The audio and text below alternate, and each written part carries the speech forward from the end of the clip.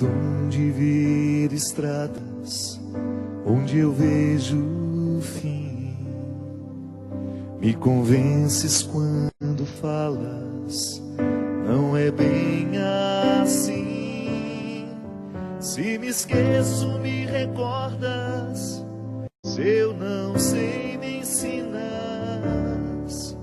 E se perco a direção, vens me encontrar. Tens o dom de ouvir segredos, mesmo se me calo. E se falo, me escutas, queres compreender. Se pela força da distância tu te ausentas, pela força que a saudade voltarás. Quando a solidão doeu em mim, quando o meu passado não passou por mim, quando eu não soube compreender a vida, tu vieste compreender por mim. Quando os meus olhos não podiam ver, tua mão segura me ajudou a andar. Quando eu não tinha mais amor no peito, teu amor me ajudou a amar. Quando os meus sonhos vi desmoronar, me trouxeste outros pra recomeçar. Quando me esqueci que era alguém na vida, teu amor veio me relembrar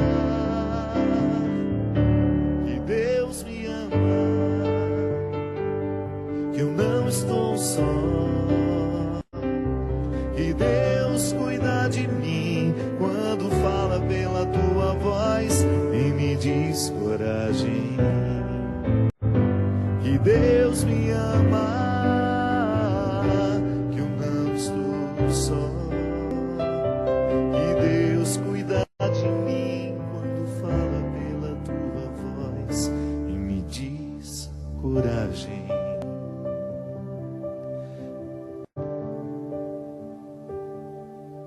Tens o dom de ouvir segredos, mesmo se me calo. E se falo, me escutas, queres compreender. Se pela força da distância tu te ausentas, pelo poder que há na saudade voltarás. Quando a solidão doeu em mim, quando o meu passado não passou por mim, quando eu não soube compreender a vida, tu vieste compreender por mim. Quando os meus olhos não podiam ver, tua mão segura me ajudou a andar. Quando eu não tinha mais amor no peito, teu amor me ajudou a amar. Quando os meus sonhos iam desmoronar, me trouxeste outros pra recomeçar. Quando me esqueci que era alguém na vida, teu amor veio me relembrar. E Deus me ama, eu não estou só, que Deus cuida de mim quando fala pela tua voz e me diz coragem, que Deus me ama, eu não estou só, que Deus cuida de mim quando fala pela tua voz e me diz coragem.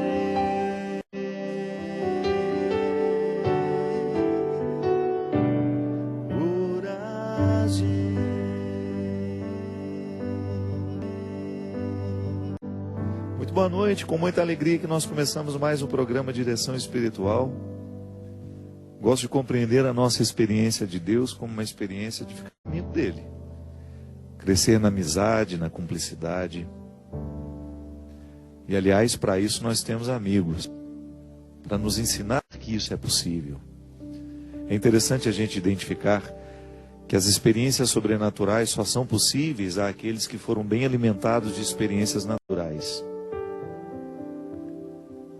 Crer que Deus é Pai, por exemplo, requer a gente ter confiança no Pai da gente. Porque senão essa frase, essa expressão não diz nada para nós. Todos os empecilhos da falta de experiência humana são colocados na nossa relação com Deus. Pode ser que seja mais fácil para alguns a gente dizer que Deus é mãe. E é por isso que nós fazemos questão de resgatar toda a ternura, a misericórdia de Deus, que são atributos tão femininos. Me desculpem os homens, mas a ternura quem nos ensina são as mulheres. A misericórdia, né? Fazer caber dentro do coração o outro que está na minha frente, diante de mim. Meu coração tem espaço para ele. Ele não fica de fora. A experiência de acreditar que Deus é amor, que Deus é Pai, que Deus é amor, requer que eu tenha tido uma experiência amorosa com meu Pai. Aí você poderia me dizer, padre, então, quem não teve uma experiência amorosa com o Pai na terra, nunca vai entender Deus no céu? Não, porque a gente pode se curar com o tempo. Nós não estamos condenados a morrer vítimas de tudo aquilo que nos foi ausente como humanos. Eu tenho muitas ausências dentro de mim, graças a Deus não tenho essa ausência de pai, fui muito bem amado pelo meu pai. Mas encontro o tempo todo pessoas que lutam contra os seus prejuízos existenciais, humanos. Não se sentem vítimas. Podem até sofrer, é difícil, é doído ao coração humano a gente reconhecer as ausências. Pode ser que você esteja me assistindo hoje, tendo de acomodar dentro do coração a dor aguda de ter perdido alguém. Humanamente a gente precisa de tempo para se recompor. Morre alguém hoje na nossa vida e às vezes nós levamos anos e anos até a gente voltar a conviver com aquela saudade de maneira suave, harmônica, harmoniosa. Então encontro pessoas o tempo todo que estão se reconciliando com a figura de Deus Pai. Racionalizam isso. A experiência humana que eu tenho não pode me determinar. Ela pode até representar um obstáculo, isso é natural. Aliás, ninguém nos prometeu que seria fácil. Mas a fé é um dom que está em mim, que está em você. E é tão interessante pensar, minha gente, que o dom, ele nos é dado da mesma forma. Porque às vezes nós somos injustos com Deus. A gente olha para o vizinho que tem uma experiência religiosa bonita, admirável, que repercute no caráter dele. Porque o bom religioso não é aquele que quantifica o tanto de vezes que vai à igreja, não. É aquele cujas vezes ele foi à igreja, causou transformação no jeito dele ser. E às vezes a gente olha para aquele que parece ser um pouco mais religioso do que nós, aqueles que são aparentemente mais fiéis do que nós, e a gente fica na tentação de pensar que Deus deu mais fé a ele do que a nós. Não. A mesma fé que está no coração do Papa foi dada ao seu coração também. O que nos diferencia, muitas vezes, nessa experiência, é o tanto que a gente cultiva o que recebeu. Tudo lhe foi dado. Aliás, Santo Agostinho nos dizia que Deus só nos pede aquilo que já nos deu. Ele não vai nos pedir o que não nos deu. Então a fé é uma resposta natural que eu vou desenvolvendo à medida que eu vou crescendo, amadurecendo. De formas diferentes, porque a sua fé manifesta dentro do contexto da sua humanidade, tudo aquilo que lhe é próprio. Eu tenho um jeito de ser, você tem outro, Christian tem outro. E a nossa fé vai se manifestar a partir do nosso jeito de ser. Por quê? Porque Deus fala a linguagem que nós sabemos ouvir. Deus não vai falar com você com uma voz que você não entende. Você pode até não estar entendendo o que Ele está te dizendo, Mas é porque falta prestar atenção. Ele está falando a linguagem que você entende. É igual quando eu fui para o seminário. O que me fascinou lá foi a piscina. Porque desde menino, engraçado isso, eu olhava aquela piscina lá da Praça Esportes, em Formiga, onde a gente frequentava. Aquilo era tão fascinante para mim. Sempre achei uma piscina uma coisa fascinante. Pode ser uma bobagem, né, de criança. Mas foi importantíssima no momento em que eu entrei no seminário e vi aquela piscina lá. Ele falou a linguagem que eu sabia entender. Poderia inventar para você que um dia eu estava no meu quarto rezando e eu ouvi aquela voz. Fábio. Não, nada disso aconteceu. Foi muito natural o convite que Deus me fez. Fabinho, que tal ter uma casa com piscina? Aquela piscina durou para mim, claro, durante muitos meses eu admirei aquilo, mas depois eu me acostumei, porque tudo é assim, né? É maravilhoso enquanto você não tem, depois que tem você se acostuma. Mas foi a voz que eu soube ouvir. Deus falou comigo de um jeito que eu entendia. Então a gente entende que Deus Pai é amor, quando eu faço uma experiência positiva do meu Pai que é amor.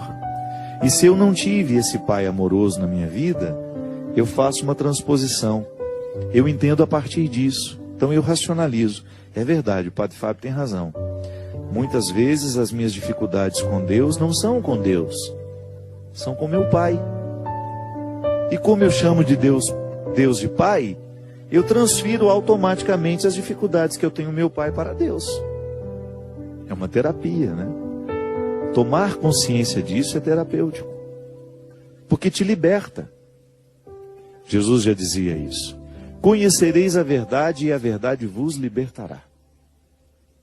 Minha gente, muitos dos fantasmas que vivem em nós, eles são alimentados justamente pela nossa ignorância.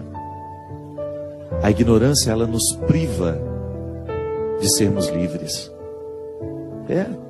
De repente você começa hoje a pensar, será que a minha dificuldade com Deus não é com Ele? Será que a minha dificuldade é com meu Pai antes disso? Aí você vai mais livre para encontrar esse Deus, cujas dificuldades com seu Pai você projetou tudo nele. Mas ainda temos uma outra oportunidade de acreditar em Deus como amigo. Como essa música aqui nos diz. Eu fiz essa música para uma amiga muito querida, a Adriana Arides. Um momento de sofrimento na vida dela, eu participando de maneira muito intensa daquele sofrimento. E de repente também tive um dia difícil, me lembro como se fosse hoje, lá no interior da Bahia, doente, uma diarreia, quase morrendo. Diarreia, vômito, aquele mal-estar, aquele cansaço, um calor que você não faz ideia. E eu precisando ir fazer um show à noite numa outra cidade sem nenhuma condição. E o rapaz que era o organizador do outro evento, não entendendo o meu estado físico, querendo que eu fosse de qualquer jeito. Eu me senti tão indigente naquela hora, falei, oh meu Deus do céu, será possível, né, que esse rapaz não pode ser meu amigo nessa hora e entender que eu não tenho saúde para ir lá? Ele tinha outras atrações naquela noite. E eu nem era. Não era famoso, não. Era mais um nome dentro da igreja. Porque se fosse hoje, com a projeção que o meu trabalho teve, só eu, né, para segurar o evento, é diferente. Mas naquela época não. Eu era mais um no meio de mais uns 5, 6 cantores. E ele não queria me liberar de jeito nenhum. E aí eu, naquele sofrimento dentro do quarto, esqueci um pouco o meu, não sei porquê, lembrei da Adriana. E fiz esses versos. Experimentei ali a força da amizade no momento em que a gente é pura solidão. Ninguém ali naquele momento podia viver aquele desconforto por mim. Mas eu saber que alguém se interessava por mim naquela hora, e eu me lembrei porque eu tinha certeza que se a Adriana estivesse ali, ela cumpriria o meu lugar. Ela assumiria o meu lugar. Ela canta também. Quantas vezes naquela época a gente dividia o palco, a gente dividia a missão. Então foi uma música que nasceu a partir dessa certeza que a amizade é uma espécie de resgate. Nós somos resgatados pelas pessoas amigas. O amigo, ele tem um olhar capaz de nos resgatar do fosso das nossas misérias. Assumir o lugar do outro é tão sofisticado do ponto de vista humano, porque requer tanto desprendimento em assumir e o outro permitir que seja assumido o seu lugar. Então a gente vai fazendo a experiência do amigo como algo essencial à nossa vida. O outro faz por mim aquilo que eu tenho dificuldade de fazer, ou o outro faz por mim aquilo que eu não posso fazer. Aí você compreende o significado mais profundo da amizade, que é justamente a gente ser esse sinal sagrado de salvação na vida do outro. Hoje, minha gente, sobretudo por ser celibatário, por ter feito a opção de não me casar, de não estabelecer um vínculo estreito, emocional, sexual, afetivo com uma pessoa, eu tenho que elevar a categoria máxima a amizade na minha vida. Porque o padre, ele pode ser celibatário desde que ele ame e seja amado. O celibato só é possível às pessoas que se amam. As pessoas que amam e são amadas. As pessoas que não desistiram da sua vida afetiva, emocional e até mesmo da sua sexualidade. Porque eu não retiro a minha sexualidade para amar um amigo. Eu não retiro a minha sexualidade para desenvolver a minha missão. É tudo no mesmo pacote de inteireza, de dedicação. E é tão interessante quando eu identifico que eu estou conseguindo ser celibatário justamente por causa das amizades que eu tenho ao meu lado, que são os amigos que me fortalecem, são os amigos que me sustentam, que me dão condições de ser quem eu sou, de fazer o que eu faço, de viver a vida que eu vivo. O amigo é esse enviado de Deus na nossa história, que faz a diferença na palavra que nos diz, no olhar que nos dispensa, na cura que realiza em nós. Eu fico olhando nos evangelhos, e cada encontro que Jesus tem, esses encontros que são narrados, em que o evangelista faz questão de colocá-lo diante de uma pessoa, de um personagem. Vou pegar meus óculos aqui que eu estou meio cego.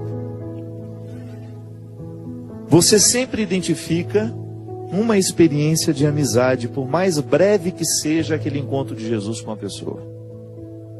Aí você poderia dizer assim: ai padre, mas a amizade não é o cultivo, fruto de um tempo? Sim, também. Mas toda vez que você tem uma pessoa que interfere de maneira eficaz e profunda na sua vida, ela se torna seu amigo, ela se torna sua amiga. Por quê? Pode ser que você nunca mais vai encontrar-se aquela pessoa, mas o encontro foi fraterno e foi amigável.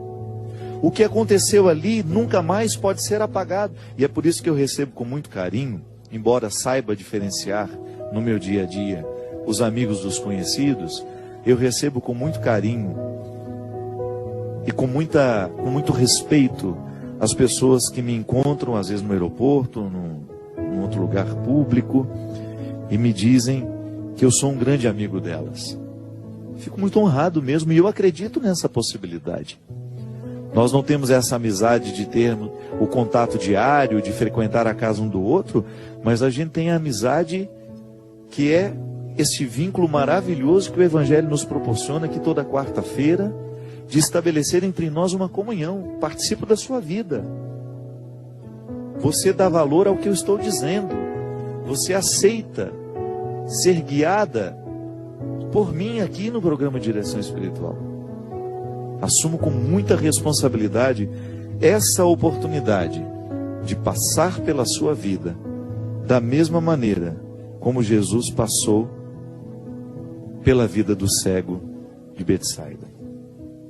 O Evangelho nos diz assim, está em Marcos, capítulo 8, versículo 22. Chegaram a Betsaida e trouxeram-lhe um cego.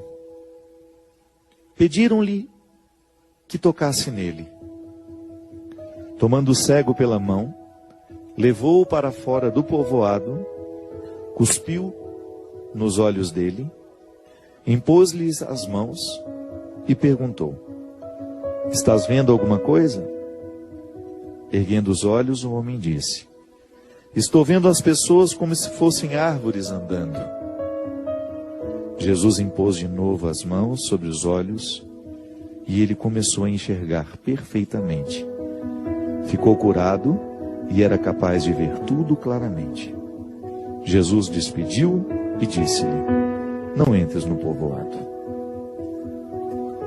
Veja bem, nessa experiência de amizade, Jesus proporciona a este homem a possibilidade de voltar a enxergar.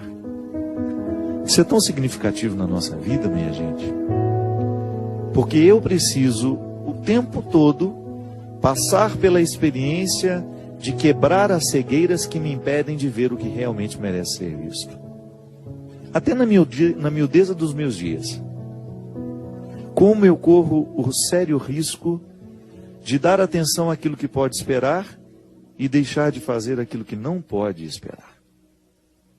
Muitas vezes fico cego pelo meu excesso de trabalho, por tantas outras coisas que vão tomando o meu tempo, e de repente alguém exerce na minha vida o mesmo papel que esse cego, que Jesus exerceu na vida do cego. Abre-lhe os olhos. Uma palavra tem o poder de abrir os olhos. E como tem? Quando essa palavra é verdadeiramente comprometida com a nossa felicidade, com a nossa alegria, quando essa palavra está de fato comprometida com o nosso bem, ela abre os nossos olhos. Ela faz mais que isso. Ela nos faz ver estradas que antes a gente não via sozinho. Quando os meus olhos não podiam ver, tua mão segura me ajudou a andar.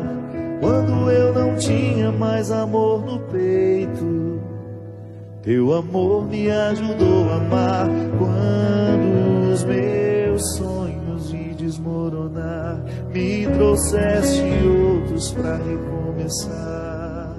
Quando me esqueci que era alguém na vida, teu amor veio me relembrar.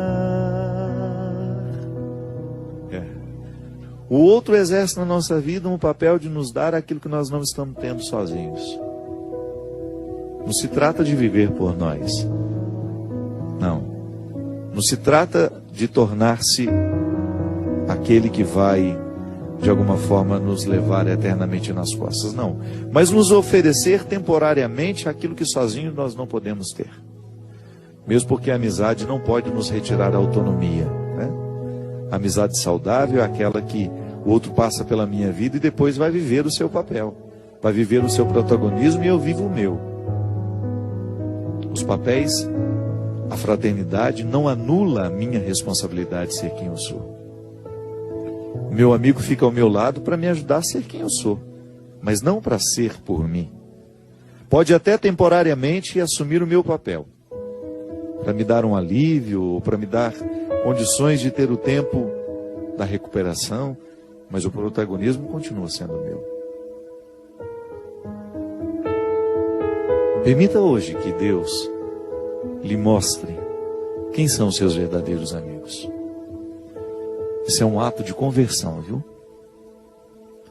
É conversão a gente reconhecer quem de fato tem o dom de nos levar a Deus. Mais uma vez, eu gosto dessa frase. O bom amigo é aquele que nos faz amigo de Jesus, é aquele que nos aproxima da verdade, é aquele que nos ajuda a descortinar todos os equívocos que tantas vezes se estabelecem na nossa vida porque somos ignorantes, porque não temos a percepção da realidade, porque não somos capazes de juntar as peças do jogo. E o verdadeiro amigo, ele tem esse dom de nos encaminhar ao lugar certo, ao momento certo, para que a intervenção aconteça com muita sabedoria e você consiga mudar aquela peça que até então estava prejudicando o seu desempenho e a sua vitória. Eu espero que neste tempo tão especial, onde o nosso coração fica aguçado a perceber o que é errado em nós, porque a Quaresma nos proporciona isso, um olhar ainda mais cirúrgico sobre a realidade humana, de você ser capaz de cortar na carne com o seu olhar,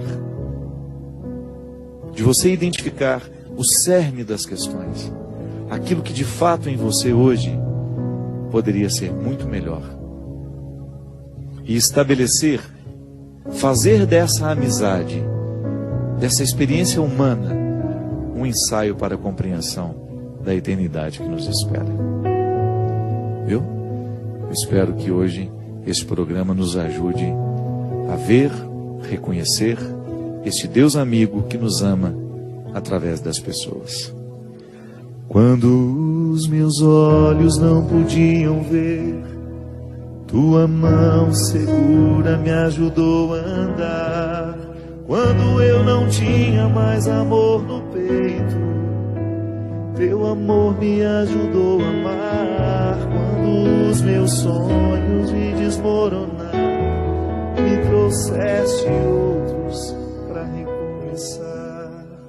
Quando me esqueci que era alguém na vida, teu amor veio me relembrar que Deus me ama, que eu não estou só, que Deus cuida de mim quando fala pela tua voz e me diz coragem. Que Deus me ama, que eu não estou só, que Deus cuida de mim quando fala pela tua voz e me diz coragem.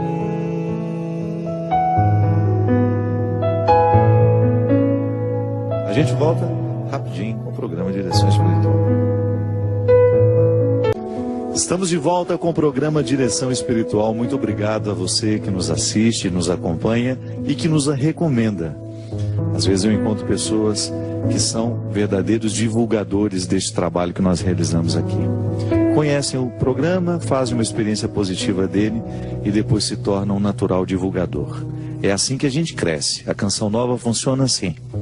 É assim que nós vamos alcançando os corações e tendo a oportunidade de levar Deus aqui nessa vasta programação, cada um com seu estilo, cada um à sua maneira, mas todos comprometidos com o mesmo objetivo, fazer o bem a alguém. Talvez você não saiba, mas a Canção Nova, além de todo esse trabalho de evangelização através dos meios de comunicação social, ela também realiza peregrinações.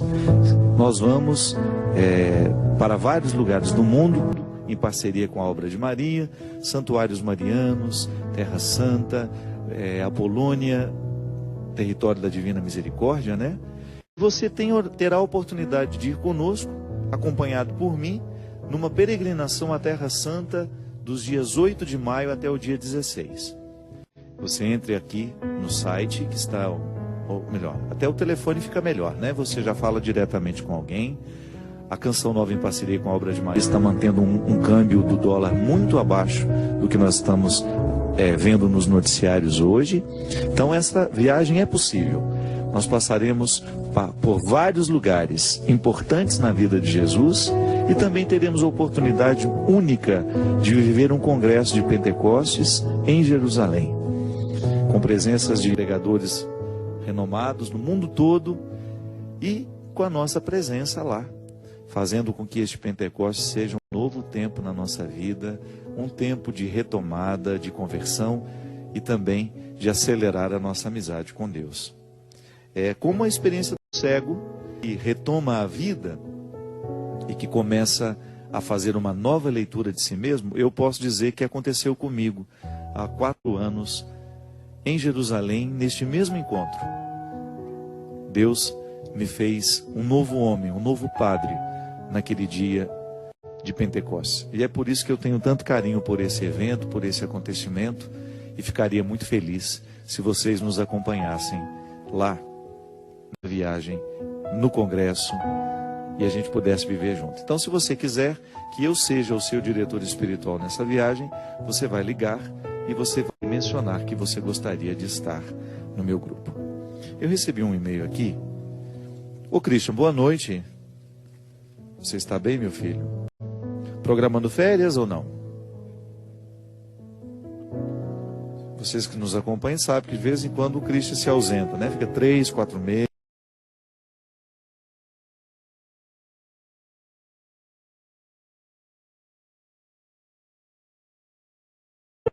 Eu recebi um e-mail aqui, inclusive ele é todo muito bem escrito, parece um pequeno conto literário, porque ela é professora de letras, mas eu vou fazer a leitura.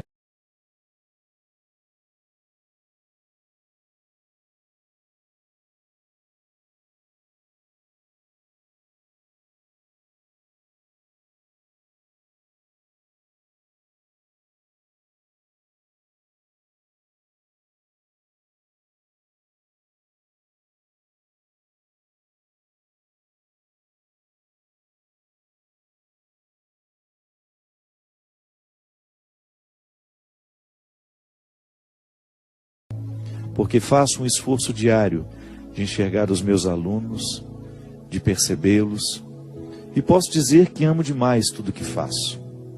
Mas um detalhe, eu não me amo como deveria. Meu pai era um alcoólatra e parece que estou herdando este mesmo problema dele. O vizinho do apartamento ao lado está rindo. De que será? Onde será que ele encontra tanta alegria? Eu não entendo. Um trago no cigarro, um gole na bebida e daqui a pouco o ritual. Não consigo dormir. Tenho conversado muito com Deus e fico tentando ouvir algo como: vou te livrar desse mal.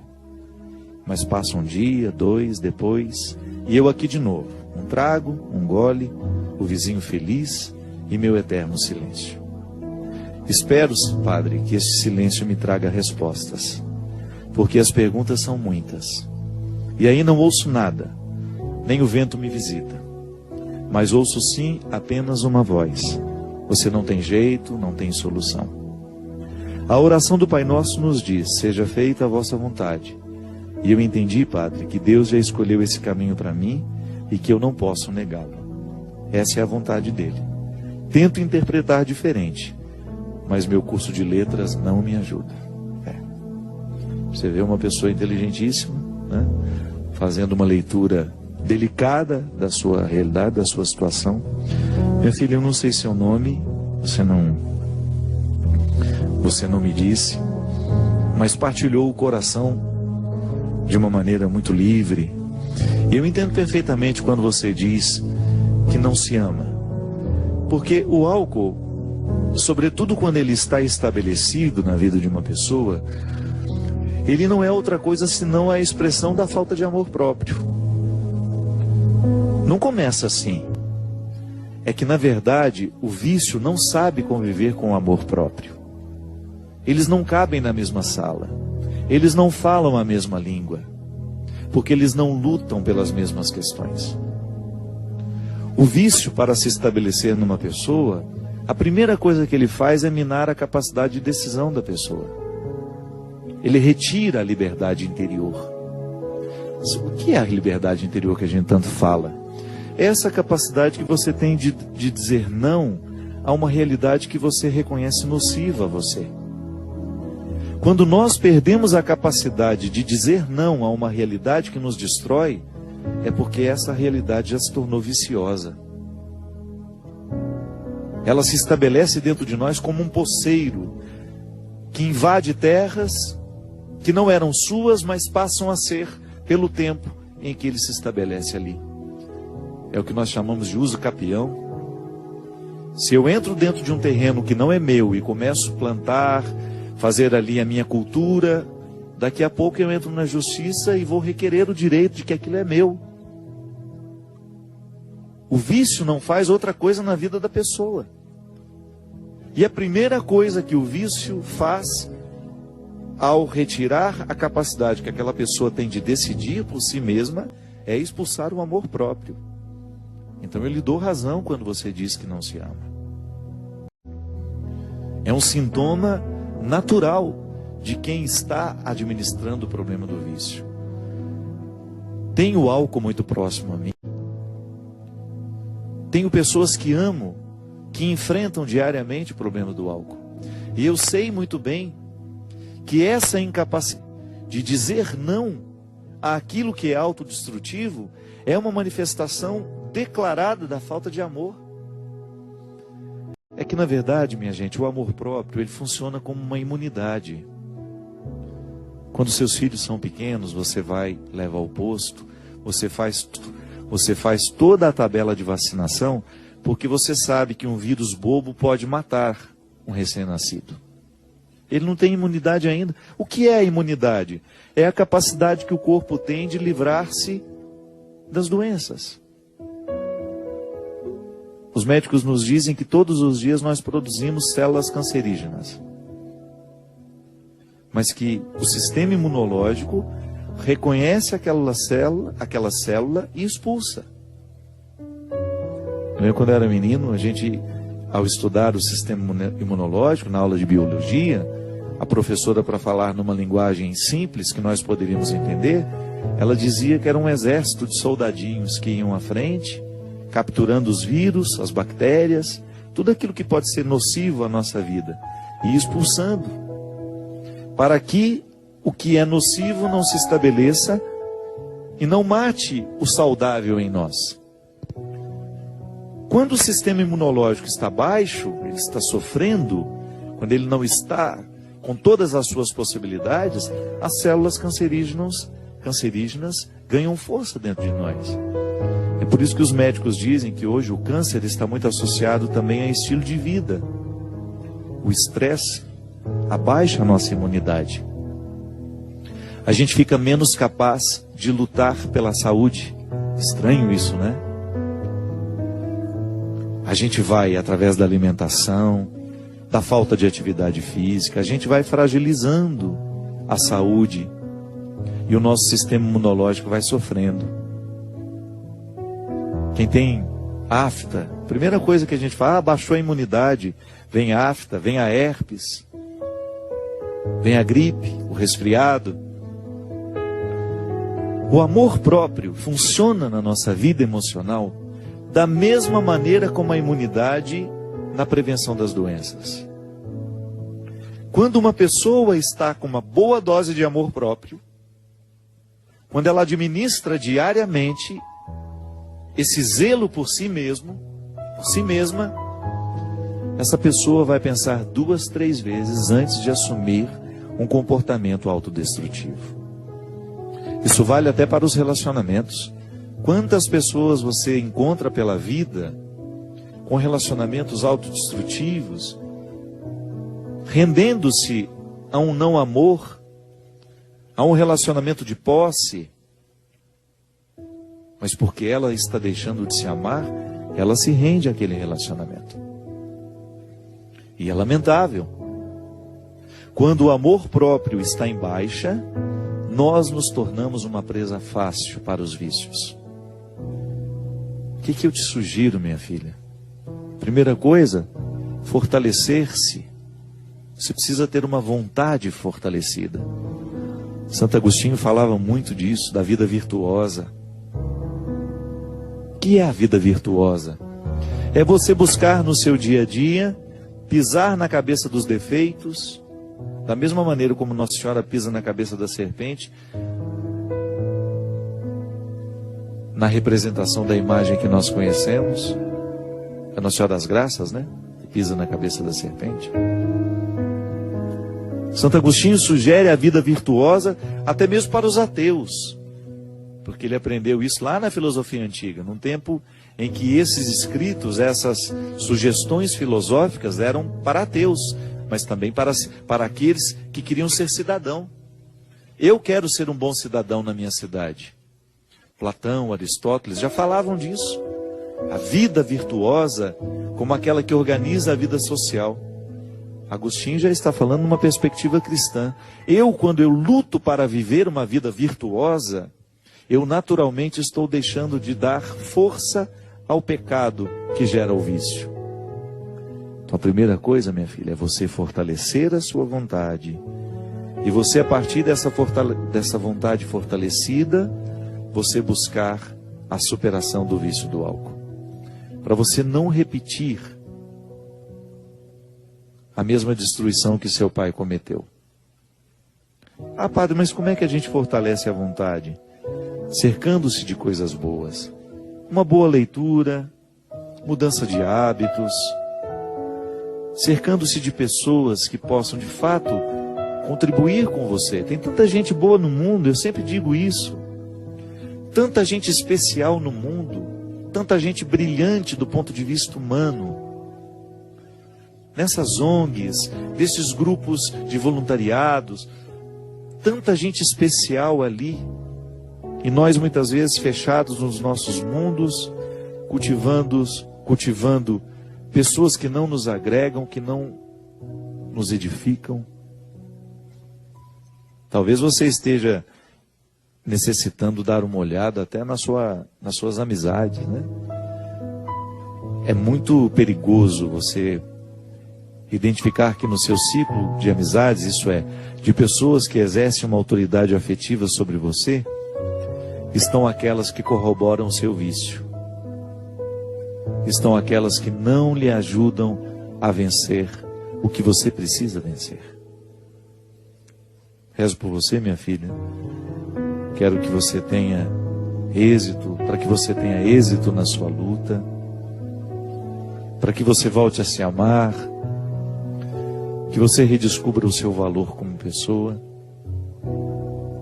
e que você não se renda a tudo isso que está lhe destruindo.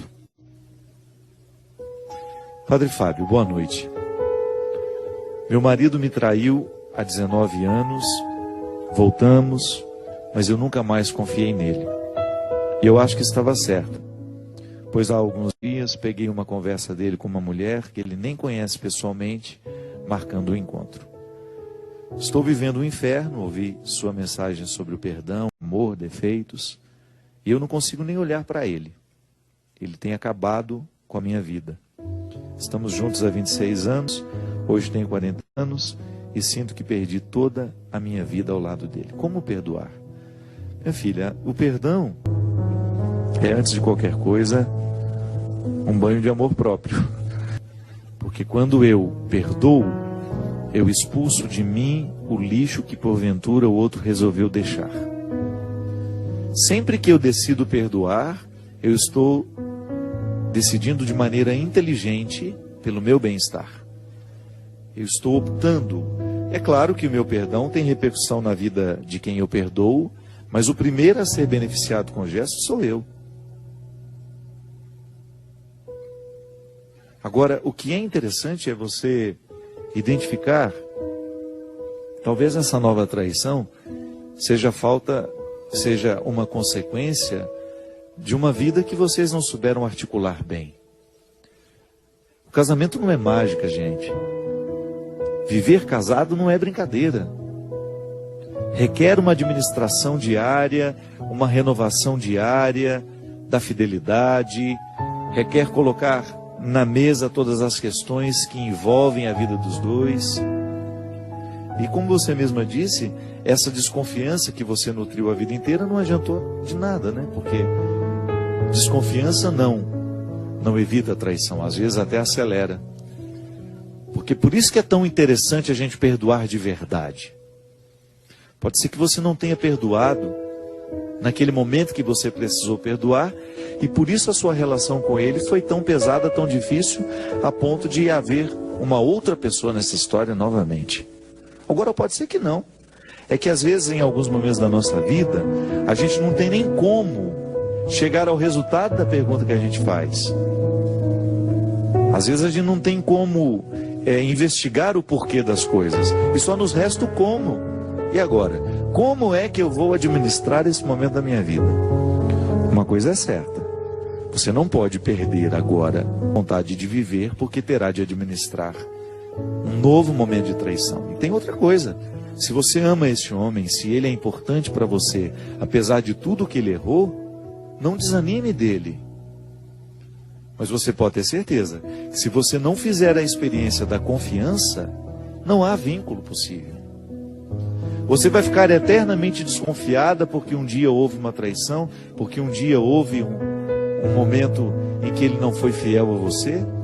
E isso passa pelo relacionamento. Isso passa pela capacidade que o casal tem de restabelecer o vínculo que um dia foi quebrado. Tá certo? Estou falando de uma situação que eu não vivi na pele. Pode ser muito teórico para você. Mas uma coisa é certa. Quando o perdão acontece de fato, torna-se muito mais tranquilo recomeçar. Se não há o perdão, a experiência do recomeço é sempre mais difícil. Eu espero que você tenha sabedoria para administrar esse momento. Porque nós, ainda que você não tenha vivido a traição num casamento, mas o tempo todo nós precisamos administrar o fato de não sermos fiéis como gostaríamos de ser. Nós depositamos muita esperança, né, em tantas realidades, e aquilo não acontece como a gente precisava esperar, como a gente esperava que acontecesse. E você precisa se reconciliar com a vida. A vida não é como você sonhou que fosse. Mas não adianta ficar reclamando, ela não vai mudar porque você está reclamando.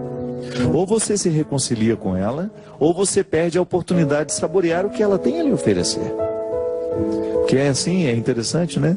Às vezes nós ficamos prestando muita atenção no não que a vida nos disse, e porque nós estamos ficcionados no não que recebemos, a gente perde a oportunidade de perceber as portas que foram abertas a partir daquele não. E que às vezes são muito melhores do que aquilo que a gente esperava.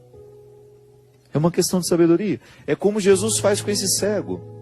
Abre os olhos dele, para que ele pudesse perceber, para além de sua cegueira. Eu muitas vezes, eu tenho um olhar viciado sobre a minha vida. Fico localizado sempre nas mesmas expectativas, nos mesmos posicionamentos. E de repente, um movimento da vida me retira dali, e eu acho aquilo desagradável, desconfortável.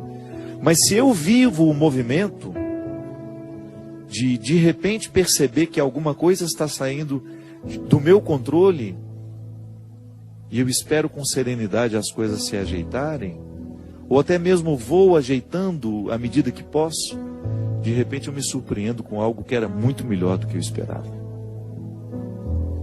No não da vida, nós também encontramos possibilidades. E às vezes, muito mais significativas do que aquelas que nós já havíamos construído para aquele momento. É por isso que é bom a gente ter bons amigos do nosso lado. Porque são eles que nos ajudam a descobrir esses caminhos no meio do mato. Sim, porque dependendo da situação é como se nós estivéssemos no meio de uma selva. Fica tão difícil o entendimento. Uma morte, uma traição, como é o caso dessa moça, a perda de um emprego nesse momento de crise que o país atravessa, tantas seguranças que antes estavam garantidas, de repente não estão mais. E aí você até descobre o desconforto que o amor é insegurança o tempo todo. O simples fato de amar já nos coloca num contexto de insegurança. Ah, padre, mas o amor nos dá segurança? Dá, mas no avesso dele é pura insegurança. Medo de perder, medo de que vá embora, medo de que não aconteça como você esperava. Então, no meio dessa selva toda, a gente precisa ouvir, fazer bastante silêncio, prestar bastante atenção em nós, porque nós temos essa mania, né, de no momento da dificuldade, a gente não se ouve, a gente não presta atenção em nós mesmos. E não espere que Deus traga um recado de fora, viu? É por dentro que Ele fala. A voz de Deus não é uma voz que vem de fora, ela vem de dentro. E só escuta quem se cala. É na experiência de ficar quieto, a quietude será sempre uma oportunidade que Deus terá de falar conosco. Não espere que essa voz de Deus venha de fora. Ela irromperá em você. E às vezes no meio dessa selva de tantas dificuldades, é no ato de calar-se que você terá condições de ouvir a voz que chama. Qual é a direção que eu preciso ir? E Deus lhe falará através de pessoas que te amam, que estão próximas, que te amam de verdade, pelo amor de Deus. Não vai escutar os que não têm um comprometimento real com a sua vida. Porque gente que dá palpite errado na nossa vida está cheio. Não confunda a voz de Deus com a voz de gente conhecida somente.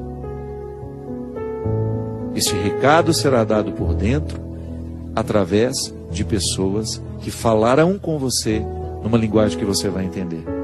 Que é assim que é interessante ouvir a voz de Deus. Reconhecendo-a no mais íntimo de você, naquele que confirma de fora o que você já sabe que precisa fazer para superar esta ou aquela questão. Volto a dizer, você escuta a sua voz quando o outro vem e diz exatamente o que você já está se dizendo há muito tempo. Ali existe uma confirmação da voz que Deus lhe soprou com a voz que Ele confirma naquele que chega. Obrigado pela companhia. Eu espero que você possa fazer uma bonita experiência de abrir os caminhos nessa mata que é a existência, ouvindo a voz de Deus que fala em você e através daqueles que te amam. Derrame sobre você, sobre a sua vida, a bênção e a proteção do céu, do Deus Todo-Poderoso, Pai, Filho e Espírito Santo. Amém. Tens o dom de ver estradas quando vejo o fim. Me convences quando falas, não é bem assim. Se me esqueço, me recordas. Se eu não sei, me ensinas. E se perco a direção, vens me encontrar. Tens o dom de ouvir segredos, mesmo se me calo. E se falo, me escutas. Queres compreender, se pela força da distância tu te ausentas, pelo poder que há na saudade voltarás. Quando a solidão doeu em mim, quando o meu passado não passou por mim, quando eu não soube compreender a vida, tu vieste compreender por mim. Quando os meus olhos não podiam ver, tua mão segura me ajudou a andar. Quando eu não tinha mais amor no peito, teu amor me ajudou a amar. Quando os meus sonhos de desmoronar me trouxeste lutos pra recomeçar. Quando me esqueci que era alguém na vida, teu amor veio me relembrar que Deus me ama, que eu não estou só, que Deus cuida de mim quando fala pela